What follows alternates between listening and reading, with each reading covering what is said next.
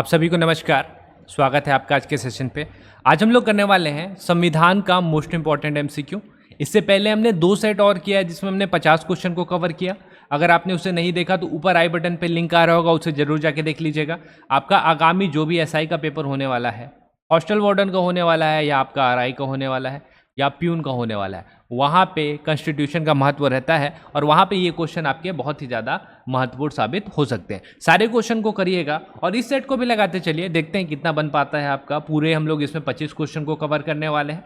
शुरू करने से पहले मैं बताना चाहूँगा कि हमारा एसआई का टेस्ट सीरीज शुरू हो चुका है। 1 जुलाई तक इसका प्राइस 399 है और हमने 10 टेस्ट टोटल रखे हुए हैं, लेकिन हम लोग इस 10 टेस्ट के अलावा भी कुछ एक्स्ट्रा मटेरियल आपको ज़रूर प्रोवाइड कराएंगे। करंट अफेयर आते हैं या मान लीजिए योजना वगैरह आता है, तो यही ये टेस्ट सीरीज है जहाँ से आपको वो सारी चीज़ों का भी एक्सेस मिलेगा। तो अगर आप बाकी चीज़ों का एक्सेस भी लेना चाहते हैं तो आप इस टेस्ट सीरीज़ को परचेस कर सकते हैं। उसके अतिरिक्त ऑनलाइन हम लोग का मैथ्स का क्रैश कोर्स भी चल रहा है, जो हम लोग sub inspector, hostel warden, CGPSC, peon और रेवेन्यू इंस्पेक्टर को ध्यान में रख के शुरू किए हैं। तो ज़्यादा डिटेल आपको चाहिए तो ये नंबर दिया हुआ है, आप यहाँ जाके संपर्क कर सकते हैं, टेस्ट सीरीज़ का या आपका ऑनलाइन कोचिंग जो मैथ्स का हो रहा है उसका।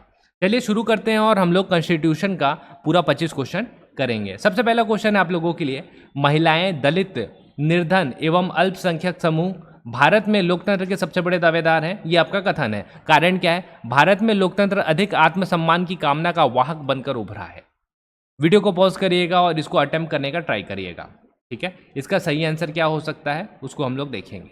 चलिए, अभी तक आपने कर लिया होगा। इसका सही आंसर मैं आपको बता देता हूं। इसका जो सही आंसर है वो हो जाएगा ऑप्शन नंबर ए। दोनों ए और आर सत्य है तथा आर ए का सही मान्यकरण है। हम लोग को अच्छे से पता है ना कि महिलाएं जो रहती हैं, दलित हैं, निर्धन है और अल्पसंख्यक, इनके लिए भारत सरकार ने, हमारे लोकतंत्र ने बहुत सारी चीज़ों की व्यवस्था करी हुई है ना, और इनके आत्मसम्मान के लिए भी बहुत ज़्यादा ये महत्वपूर्ण रहता है। तो ये सही है, दोनों कथन आपका सही हो जाएगा। आगे चलते हैं। किसने कहा था भारत अर्धसंघात्मक राज्य है? Herald Laski, Ivoire ginning, Lord bright या केसी विहीर?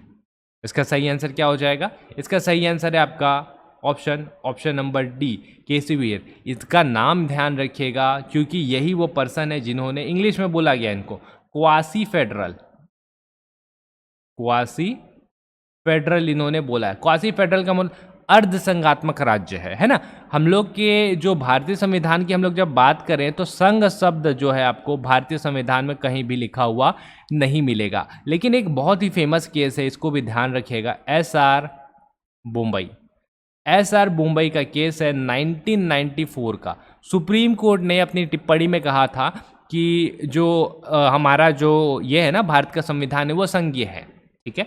वैसे हम लोग का संविधान संघीय ही है, लेकिन हम लोग का झुकाव जो रहता है एकात्मक की तरफ ज़्यादा है, तो संघीय की थोड़ा सा कम है, लेकिन हम लोगों ने बोला हुआ है इस वाले केस पे, तो इसको ध्यान रखिएगा। आगे चलते हैं। किस वर्ष में जनगण मन को भारत के राष्ट्रगान के रूप में अपनाया गया?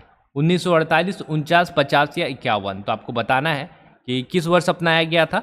इसका सही आंसर है ऑप्शन नंबर सी, 1950। देखिए हम लोग क्या गलती कर जाते हैं कि अच्छे और हार्ड क्वेश्चन पढ़ने के चक्कर में ना ये इस टाइप की इजी क्वेश्चन को छोड़ देते हैं। पूछ तो ये भी सकता है, आपका एसआई का एग्जाम है, प्यून का एग्जाम है, पूछा नहीं जा सकता क्या? डेफिनेटली पूछा जा सकता है। डेट भी आपको ध्यान रखना है कि कब, तो इसका सही डेट है 14 जनवरी। और एक्स्ट्रा इन्फॉर्मेशन की बात करें तो आपको पता है हमारे रविंद्रनाथ टैगोर जी जो हैं, इन्होंने राष्ट्रगान की रचना की है, जनगण मन की रचना की है। पूछेगा कब की है? 1911 में, ठीक है। कितने सेकंड का होता है? 52 सेकंड का होता है, ये तो आपको पता ही है। याद रखिएगा, दिल्ली दरबार लगा था 1911-12 आसपास में, उस टाइम में राष्ट्रगान को गाया गया था। आगे चलते हैं। भारत की संविधान सभा ने राष्ट्रध्वज को सर्वप्रथम कब स्वीकार किया? 22 जुलाई 1947, 23 जुलाई 1947, 25 जुलाई 1947 या 15 अगस्त 1947? सही आंसर क्या हो जाएगा? सही आंसर हो जाएगा इसका ऑप्शन नंबर ए के साथ जाइएगा, 22 जुलाई 1947 इसका सही आंसर है। गलती से 15 अगस्त मत लगा दीजिएगा। आगे चलते हैं। ये वाला क्वेश्चन इंटरेस्टिंग है। राष्ट्रीय पंचांग के संबंध में कौन सा कथन सही है? ठीक है, भारतीय राष्ट्र पंचांग विक्रम संवत पर आधारित है। राष्ट्र पंचांग को जनवरी 26, 1950 को अपनाया गया था। तो बताना है आपको कि कौन सा कथन सही है। ठीक, हम लोग जब थोड़ा सा डिटेल जाएंगे तो अपने को समझ में आएगा कि विक्रम संवत है, जी नहीं, विक्रम संवत नहीं है, शक संवत है। तो पहला स्टेटमेंट तो गलत हो गया भाई, है ना।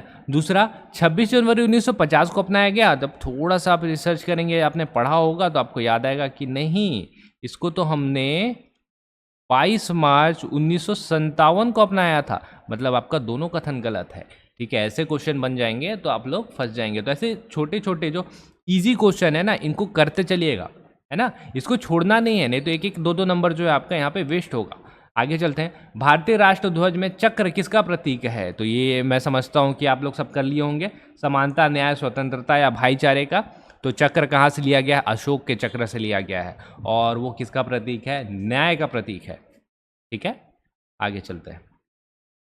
निम्नलिखित कथनों पर विचार कीजिए। भारत की संविधान सभा ने राष्ट्रध्वज का प्रारूप 22 जुलाई 1947 को अपनाया।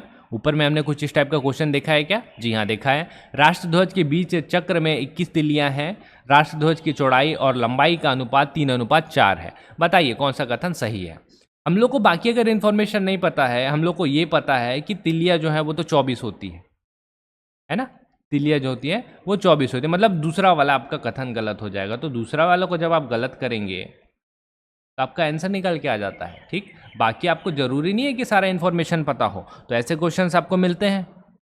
अब इसकी बात कर ही रहे हैं तो बता ही देता हूं मैं आपको कि ये जो रेशियो है ना, ये है आपका 3:2 का, ना कि 3:4 का। तो इसको भी ध्यान रखिएगा। ऊपर वाला तो आपका सही है ही।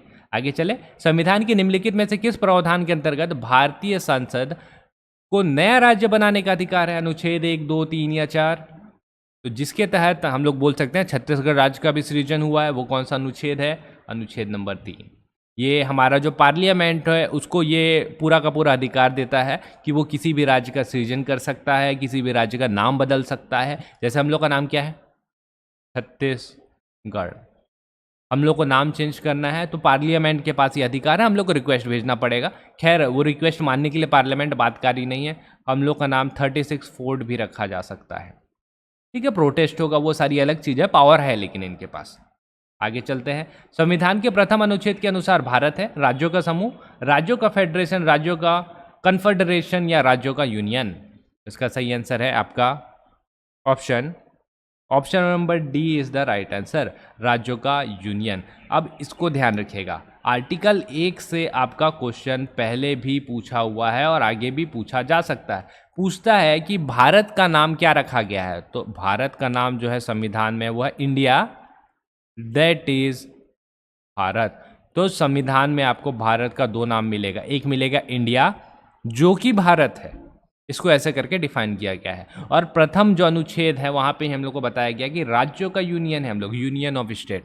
मतलब क्या होता है, हम लोग जो है अमेरिका के संविधान के टाइप से जो छोटे छोटे जितने भी राज्य हैं ना, वो आके एक अमेरिका का निर्माण नहीं किया। जैसे अमेरिका का निर्माण हुआ, हमारे राज्य सब साथ में आके एक भारत का निर्माण नहीं किए हैं। हमारे साथ उल्टा केस है, भारत पहले से था तो हमने अपनी सुविधा के अनुसार प्रशासनिक दृष्टिकोण को ध्यान में रखते हुए राज्यों को छोटा छोटा चीज़ों में विभाजित कर दिया ताकि प्रशासन उनका देखा जा सके, ठीक है। यहीं पे एक चीज़ आता है, यहीं पे एक चीज़ दिया हुआ है कि इसी वजह से जो राज्य है ना, उसको भारत के यूनियन से अलग होने का अधिकार नहीं है। अमेरिका के जो स्टेट है उनको है, लेकिन भारत के राज्यों को भारत से अलग होने का अधिकार नहीं है। कहीं भी प्रोटेस्ट हो, जब उस टाइम पे वो सारी शक्तियाँ दी गई हैं कि केंद्र जो रहे उस चीज़ को वैसा हैंडल कर सकता है, लेकिन आप भारत से अलग नहीं हो सकते, ये संविधान में लिखा है। भारत में एक नया राज्य सृजित करने के लिए विधेयक को पारित होना अनिवार्य है। ऑप्शन देख लीजिए आप लोग। संसद के साधारण बहुमत तथा कम से कम 2/3 राज्यों के अनुसमर्थन द्वारा, संसद में साधारण बहुमत द्वारा, संसद में 2/3 बहुमत तथा कम से कम 2/3 राज्यों का अनुसमर्थन द्वारा, या उपरोक्त में से कोई नहीं। तो इसके लिए अपने को चाहिए एक सिंपल सा साधारण बहुमत, ठीक है। नया राज्य सृजित करना है आपको, सिंपल सा साधारण बहुमत पारित करवा दीजिए, आपका हो गया काम, और कुछ अलग से करने की नीड नहीं होती, ठीक है। संविधान के मतलब पार्लियामेंट को इतना पावर दिया गया है। आंध्र प्रदेश एक भाषाई राज्य के रूप में गठित कब किया गया? 1950, 53, 1956 या 1961? सही आंसर क्या हो जाएगा इसका? अक्टूबर 1953, इसको ध्यान रखिएगा, बहुत इंपॉर्टेंट है। क्योंकि उस टाइम पे देखिए ये पहला राज्य है जो भाषाई आधार पर अलग हुआ है ना। इसका सबसे प्रमुख कारण जो थे श्री राम मल्लू, पोट्टी श्री राम मल्लू कांग्रेस के लीडर थे, लेकिन उस टाइम में इन्होंने 56 दिन का भूख हड़ताल किया था और 56 दिन के भूख हड़ताल के बाद इनका निधन हो गया था। आक्रोश बहुत ज़्यादा बढ़ गया। इसके बाद फिर आंध्र प्रदेश को अलग करना पड़ गया और एक भाषाई आधार पर पहला राज्य तैयार हुआ। ध्यान रखिएगा, इस टाइम में इनकी जो कैपिटल थी वो थी आपके कर्नूल। आज का अलग है ना, आंध्र प्रदेश का क्या है आपका अमरावती है ना। आंध्र प्रदेश का अमरावती है, तेलंगाना का हैदराबाद है, उस समय कर्नूल थी। आगे चलते हैं। निम्नलिखित में से किस राज्य को केंद्र सरकार द्वारा विशेष श्रेणी दर्जा कभी प्रदान नहीं किया गया? बिहार, सिक्किम, हिमाचल प्रदेश या जम्मू कश्मीर? ठीक है, पहले आंसर बता देता हूं। इसका सही आंसर जो हो जाएगा ऑप्शन जम्मू कश्मीर, तो आपको पता है विशेष दर्जा था। बिहार इसका सही आंसर है। अब देखिए ये होता क्या है, SCS यानी कि आपका हो जाता है विशेष श्रेणी दर्जा। किसको दिया जाता है? जो ज्योग्राफिकल और सोशियो इकोनॉमिक डिसएडवांटेजेस से घिरे हुए रहते हैं। समझिएगा, ज्योग्राफिकल यानी भौगोलिक और सोशियो इकोनॉमिक मतलब सामाजिक और आर्थिक रूप से किसी न किसी प्रकार से उनको जो रहता है नुकसान होते रहता है, उनको SCS का दर्जा दिया जाता है। लास्ट जो हमने देखा हुआ 14-15 मतलब 11 स्टेट है जिसको विशेष श्रेणी का दर्जा दिया जा चुका है। सिक्किम को देखिएगा, पहाड़ी क्षेत्र से घिरा हुआ है। हिमाचल प्रदेश पहाड़ी मतलब ज्योग्राफिकल आप देखेंगे। और जम्मू कश्मीर इसका तो अलग ही केस है, आपको पता ही है, हरि सिंह वाला है ना। तो इन सबको मिला हुआ है। इसके अलावा और भी है, नागालैंड है आपके, नागालैंड को मिला हुआ है। पहाड़ी एरिया पे जो है उनको लगभग मिला हुआ है, आप बोल सकते हैं। आगे चलते हैं। भारतीय नागरिकता नहीं प्राप्त की जा सकती जन्म दर के आधार पर, देशीकरण के आधार पर, किसी भूभाग के सम्मेलन द्वारा या भारतीय बैंक में धन जमा करके। सही आंसर क्या हो जाएगा? ऑप्शन सही दिख ही रहा है यहाँ पे, भारतीय बैंक में धन जमा करके। यहाँ से तो आप कहीं से नागरिकता प्राप्त नहीं कर सकते ना। आपने भारत में जन्म लिया है, आपको डेफिनेटली मिलेगा। देशीकरण बहुत सारा तरीका दिया हुआ, रजिस्ट्रेशन दिया हुआ, उसके द्वारा आप करवा सकते हैं। भूभाग के सम्मेलन द्वारा का मतलब क्या होता है? मान लीजिए कल के डेट पे हम लोग सपोज का केस है, क्या कर लें, किसके ऊपर कब्जा कर लें? तिब्बत। चाइना से अपना नहीं बना और हमने तिब्बत के ऊपर चढ़ाई कर दी और तिब्बत को कब्जा करके अपने में मिला लिया। तो तिब्बत के जितने लोग रहेंगे ना, सारे के सारे फिर इंडियन कहलाएंगे। ठीक है, ये होता है आपका किसी भूभाग के सम्मेलन के द्वारा। आगे चलते हैं। निम्नलिखित में से किसको संविधान द्वारा मौलिक अधिकारों को लागू करने की शक्ति प्रदान की गई है? भारत के सभी न्यायालय को, संसद को, राष्ट्रपति को, सर्वोच्च न्यायालय एवं उच्च न्यायालय को। तो सही आंसर है इसका option number D is the right answer. सर्वोच्च न्यायालय एवं उच्च न्यायालय को। सुप्रीम कोर्ट को आर्टिकल नंबर 32 के तहत ये शक्ति प्रदान की गई है और हाई कोर्ट को आर्टिकल नंबर 226 के तहत ये शक्ति प्रदान की गई है। ध्यान रखिएगा, सुप्रीम कोर्ट जो है वो आपके मौलिक अधिकार का सेवियर कहलाता है। हाईकोर्ट भी है, लेकिन हाईकोर्ट बाध्यकारी नहीं है, सुप्रीम कोर्ट बाध्यकारी है, बाध्य में है कि उसको करना पड़ेगा। आगे चलते हैं। 65 नंबर। सामाजिक, आर्थिक, राजनीतिक क्षेत्र में समान आधार निर्मित करने के उद्देश्य राज्य वह समान लोगों के लिए भी व्यवहार कर सकता है। कारण देखिए, समान लोगों में विधि समान होगी और समान रूप से प्रकाशित की जाएगी। इसको आप पॉज करिएगा और एक बार आंसर ट्राई करके जरूर देखिएगा। ठीक है, मैं इसका सही आंसर बता देता हूं आपको। इसका जो सही आंसर है वो हो जाएगा ऑप्शन नंबर डी। ए और आर दोनों सही हैं और आर ए का सही स्पष्टीकरण है। आगे चलते हैं। धर्म आदि के आधार पर विभेद का प्रतिषेध एक मूल अधिकार है जिसे अधीन वर्गीकृत किया गया। मतलब किसके अधीन आएगा ये? धर्म आदि के आधार पर विभेद का प्रतिषेध, जो कि आपका अनुच्छेद 15 है, वो किसके अधीन आएगा ये पूछा हुआ है। तो धर्म की स्वतंत्रता का अधिकार, धर्म की स्वतंत्रता का अधिकार आता है आपका आर्टिकल नंबर 25 से 28। तो ये तो नहीं है डेफिनेटली, है ना। शोषण के विरुद्ध अधिकार, सांस्कृतिक एवं शैक्षणिक अधिकार, ये आता है आपका 29 और 30। शोषण के विरुद्ध अधिकार जो रहता है वो आता है आपका समता का अधिकार, ये आता है आपका आर्टिकल नंबर 14 से 18। तो आर्टिकल 14 से 18 ये ना, 15 तो बीच में फंस रहा है। समता का अधिकार यानी इक्वेलिटी बिफोर लॉ इसको बोलते हैं हम लोग। ठीक है, शोषण के विरुद्ध अधिकार, शोषण के विरुद्ध अधिकार किस में आ जाएगा? ये आपका आ जाएगा आर्टिकल 23 और 24, ये इसमें आ जाता है। आगे चलते हैं। मौलिक अधिकारों के अंतर्गत कौन सा अनुच्छेद बच्चों के शोषण से संबंधित है? अभी हमने देखा आर्टिकल 23 और 24 है ना। तो 17 18 तो आपका हट गया, तो आपको देखना है कि सी होगा या डी होगा। क्या होगा इसका सही answer? Option number D is the right answer. ध्यान रखिएगा इसको। 14 वर्ष के नीचे बच्चे हैं वो किसी भी स्थल पे काम नहीं कर सकते, पता है अपने को। दूसरा है एक हैजार्डियस प्लेस वाला रूल, इसको भी ध्यान रखिएगा। कोई भी हैजार्डियस प्लेस है, केमिकल फैक्ट्री है या फायरवर्क वाले से रिलेटेड कोई भी बड़ी फैक्ट्री है, वहाँ पे जो ये एज है वो बढ़ के 18 हो जाती है, 14 नहीं होती। आगे आते हैं। ICCPR के अनुच्छेद खालिस्तान द्वारा बाल अधिकार को सुरक्षित किया गया है। 35, 24, 21 या 23 बाल अधिकार किस में आएंगे आपका? ऑप्शन नंबर बी है ना। जो आर्टिकल नंबर ये आपको 23 दिख रहा है ना, ये है आपका बंधुआ मजदूरी और बेगारी से संबंधित। तो 24 जो है आपका निषेध से संबंधित है। आगे आते हैं। भारत का संविधान स्पष्टता प्रेस की आज़ादी की व्याख्या नहीं करता, किंतु यह आज़ादी अंतर्निहित है। कौन से आर्टिकल में? मतलब पूर्ण रूप से हम लोग व्याख्यान नहीं करते, लेकिन दिया हुआ है अपने को कि प्रेस की आज़ादी है। तो कौन से आर्टिकल में आता है ये? ऑप्शन दिया हुआ है, आप एक बार ट्राई करके देखिएगा। 19(1) में तो डेफिनेटली आता है, लेकिन ये किस में आता है? 19(1) ये इसका सही आंसर हो जाएगा। इसको ध्यान रखिएगा। राइट टू फ्रीडम, बोलने की आज़ादी, राइट टू फ्रीडम या राइट टू स्पीच, इसी का इस्तेमाल किया जाता है। बोलते हैं ना कि अभिव्यक्ति की आज़ादी है, और इसी अभिव्यक्ति का आज़ादी का दुरुपयोग करके जो सारी चीज़ें बोली जाती है वो इसी के बारे में ही बात होता है कि हमें अभिव्यक्ति की आज़ादी है, हमें संविधान में ये दिया हुआ है। यही आर्टिकल की बात होती है। आगे चलते हैं। निम्नलिखित में से कौन संविधान के अनुच्छेद 21 के दायरे में नहीं आता? एक चिकित्सक द्वारा घायल को चिकित्सा सहायता, कार्यस्थल व महिलाओं का लैंगिक उत्पीड़न, पानी की गुणवत्ता को दूषित करना या मृत्युदंड। तो पानी की गुणवत्ता को मतलब अपने को अच्छा पानी पीने का अधिकार है, ये आर्टिकल 21 में आता है, तो सी नहीं होगा। इसका सही आंसर हो जाएगा ऑप्शन नंबर डी, मृत्युदंड। मृत्युदंड नहीं आता, यहाँ पे आता है इच्छा मृत्यु, जिसको 2017-18 में ही जोड़ा गया है। इस आर्टिकल को आप डेफिनेटली पढ़िएगा ना।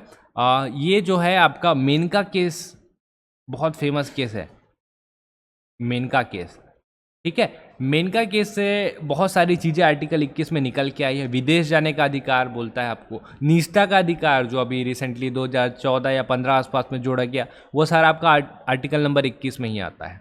तो ये मेनका केस को एक्सपेंड हो रहा है, इसको जरूर पढ़िएगा एक बार। आगे चलते हैं। भारत सरकार ने सरकारी आयोग का गठन कब किया? 81, 82, 83 या 84?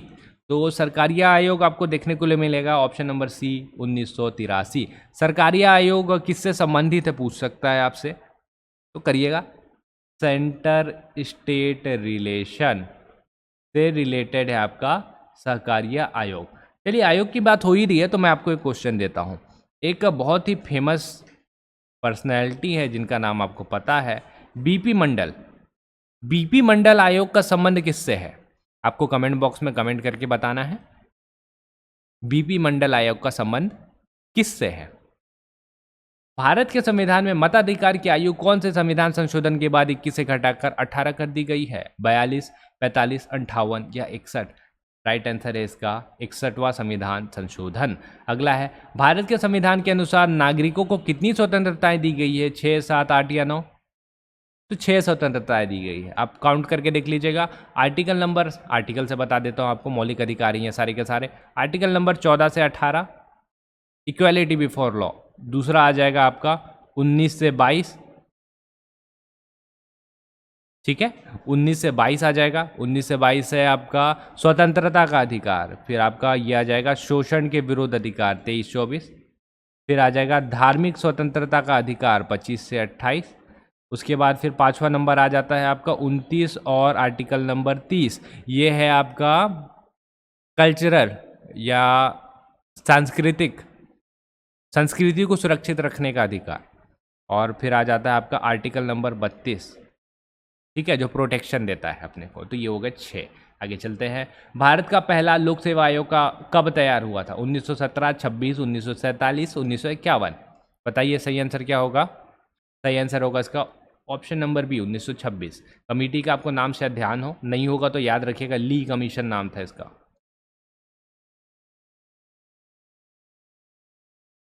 ली कमीशन। आगे चले। निम्नलिखित पर ध्यान दीजिए। विधान परिषद, संसद का उच्च सत्र या नगर निगम, इनमें से कौन सा स्थायी है?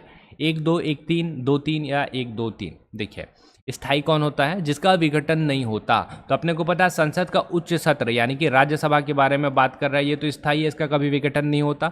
हर 2 साल पे अभी चुनाव होने वाला है ना, इसका राज्यसभा का चुनाव हो ही रहा है, तो हर 2 साल में 1/3 मेंबर इसके रिटायर होते हैं, फिर चुन चुन के आते रहते हैं, मतलब 6 साल का इनका कार्यकाल रहता है। तो 2 तो आपका स्थायी है, डेफिनेटली स्थायी है। तो देखिए ना, जहाँ पे 2 नहीं है उसको हटा दीजिए, है ना। विधान परिषद ये भी उच्च सदन है, तो इसका भी विघटन नहीं होगा। 1 2 आपका सही आंसर हो जाएगा, 3 नहीं होगा, नगर निगम नहीं होता है। तो इसका सही आंसर क्या निकल के आया आपका? ऑप्शन नंबर ए, 1 और 2। ठीक है, तो ये हमने किए पूरे के पूरे 25 क्वेश्चन। आशा करता हूँ आपको पसंद आया होगा। और ये जो आपके इसके जो पीडीएफ है ना, ये भी हमारे जो टेस्ट सीरीज़ के स्टूडेंट हैं उनको डेफिनेटली मिल जाएगा। तो आप टेस्ट सीरीज़ को सिर्फ जो प्रैक्टिस सेट्स है उसको लगाने के लिए भी दे सकते हैं। वो 10 टेस्ट के अलावा जो है बाकी सारे टेस्ट और बाकी सारे आपको प्रैक्टिस सेट भी अवेलेबल हो जाएंगे। साथ में आप ऑनलाइन का मैथ्स का क्रैश कोर्स करना चाहते हैं तो उसके लिए भी संपर्क कर सकते हैं, 2 नंबर दिए हुए हैं। हम लोग मिलेंगे अगले सेट के साथ। आगे वाला जो सेट है उसमें हम लोग करेंगे जनजाति कवर। ठीक है, तो जनजाति को हम लोग करेंगे। तब तक आप लोग पढ़ते रहिए और बताइएगा कमेंट करके कि और किस टाइप का वीडियो और किस टॉपिक पे आप वीडियो देखना पसंद करेंगे। चलिए फिर मिलते हैं हम लोग अगले वीडियो पे। तब तक के लिए आप सभी का बहुत बहुत धन्यवाद।